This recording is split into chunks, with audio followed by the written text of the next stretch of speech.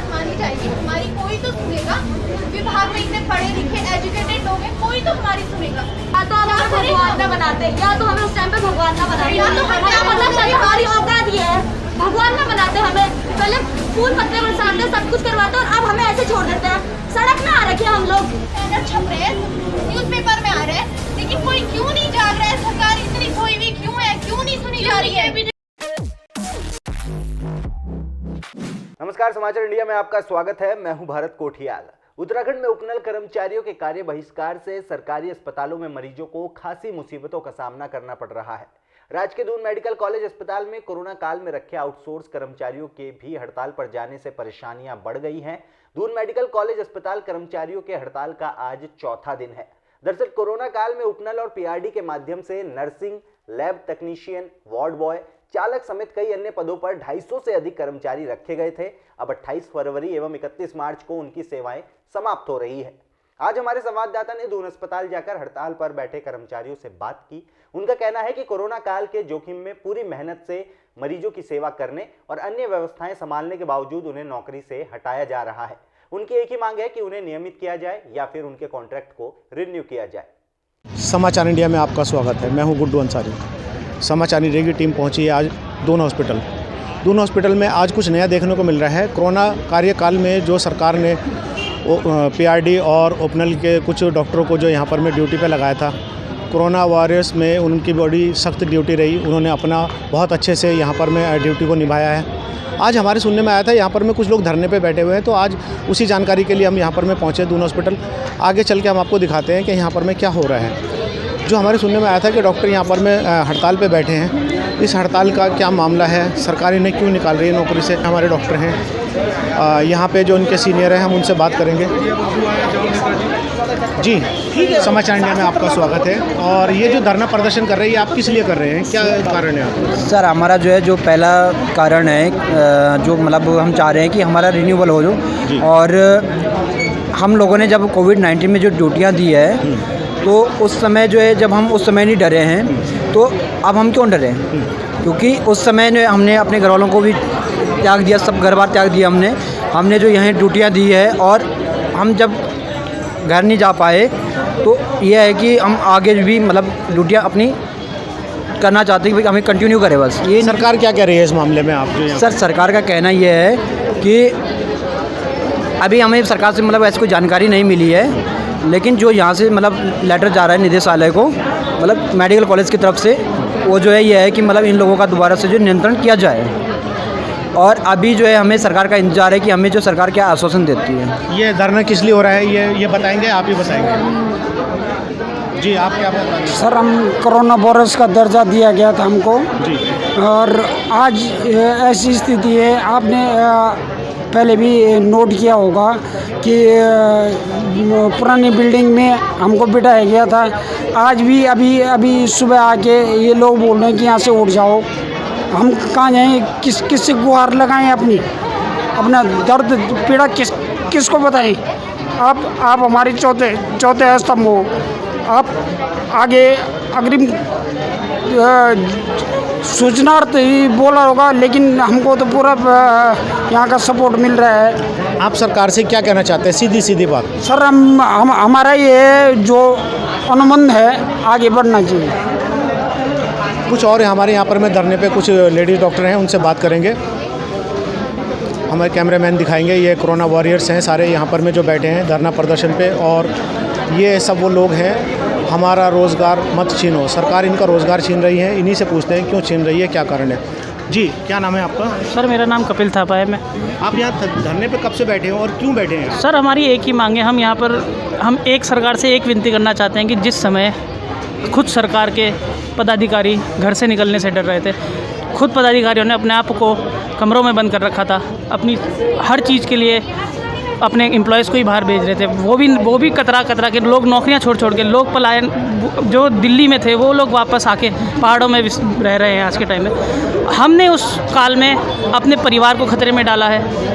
हमने उस पर हमने उस काल में अपने परिवार को खतरे में डाला, साथ ही साथ अपनी पूर्ण निष्ठा से सबके लिए काम करा है। खुद मुख्यमंत्री जी भी जब यहाँ पर एडमिट हुए थे, तो मुख्यमंत्री जी से भी मिलने के लिए कोई नहीं आ रहा था। जैसा कि आप जानते हैं कि मुख्यमंत्री जी की लड़की भी खुद गाड़ी चला के यहाँ पर खुद लेके आई थी।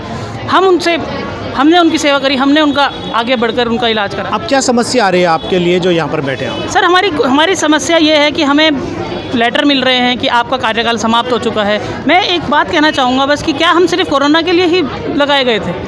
कोरोना जैसी बीमारी अभी भी गई नहीं है। आप जैसा कि देख सकते हैं, महाराष्ट्र के साथ साथ लगते हुए 5 ऐसे बड़े राज्य हैं जिनमें दोबारा से लॉकडाउन की स्थिति पैदा हो चुकी है। तो कल के दिन अगर इस उत्तराखंड में भी अगर कोरोना का कहर बढ़ा, फिर ये हमें वैसे ही बुलाएंगे, फिर 3 महीने। मुझे सूत्रों से जानकारी मिली है कि ये आपसे जो पहले टाई अप हुआ था, जितना टाइम टेबल आपका 4 महीने का था, क्या वो आपसे बिल्कुल सेट हो गई है जब आपको सिलेक्ट करके तब बुलाया गया था?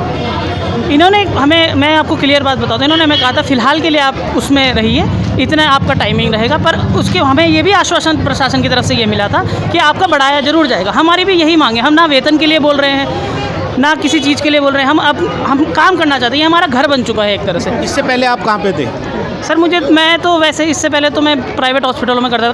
कई ऐसे कर्मचारी हैं जो प्राइवेट हॉस्पिटलों से अपनी जॉब। मतलब ये सरकार की मांग पे आप लोग खुद आए वहाँ से नौकरी छोड़कर? बिल्कुल हम सरकार की मांग पे आए हैं। सरकार ने ही हमें आश्वासन दिया था कि आप फिलहाल इस समय में हमारा साथ दीजिए। क्या ये सच है? टाइम टेबल आपको पता है? क्या लिखत में कोई आपसे इसमें एग्रीमेंट हुआ था या कोई इस तरीके की कोई बात हुई थी कि 4 महीने के लिए आपको बुलाया जाएगा, उसके बाद में देखा जाएगा? अग्रिम आदेशों तक था।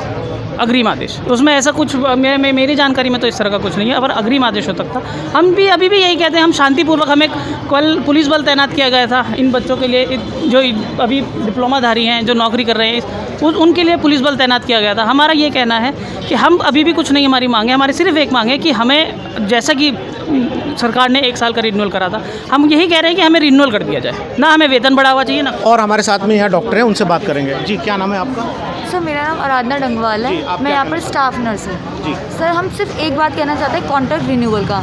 11 मंथ्स हमने काम किया है यहाँ पर, जितनी नॉलेज थी, हमें जितना एक्सपीरियंस था, सब कुछ लगा दिया अपना यहाँ पे, फिर भी अब हमें ये निकाल रहे हैं। हम नहीं चाहते, हम काम करना चाहते हैं, हम और एक्सपीरियंस चाहते हैं इस हॉस्पिटल से। धरने पे कितने दिन हो गए आज आपको? सर, हमारे 4th डे है यहाँ पे। 4th डे में आपके यहाँ कोई बात करने आए? डॉक्टर की तरफ से कोई गाइडलाइन आई, कोई सूचना आई आपके लिए? सर, जितना हमारी नॉलेज में आया है, हर स्टाफ, परमानेंट नर्सिंग स्टाफ हो गया, डॉक्टर्स हो गए, इनफैक्ट डॉक्टर सयाना जो दून कॉलेज के प्रिंसिपल हैं, वो भी हमारे साथ हैं, वो भी चाहते हैं हमारा कॉन्ट्रैक्ट रिन्यू। ये बात हम CM तक ले जाना चाहते हैं कि जब सब कोई हमारे साथ है तो आप भी हमारा सपोर्ट कीजिए और कॉन्ट्रैक्ट रिन्यू करवा दीजिए। आप क्या कहेंगे इसके बारे में? सर, बस यही कहेंगे कि रिन्यू होना चाहिए हमारा कॉन्ट्रैक्ट, बस, और कुछ नहीं।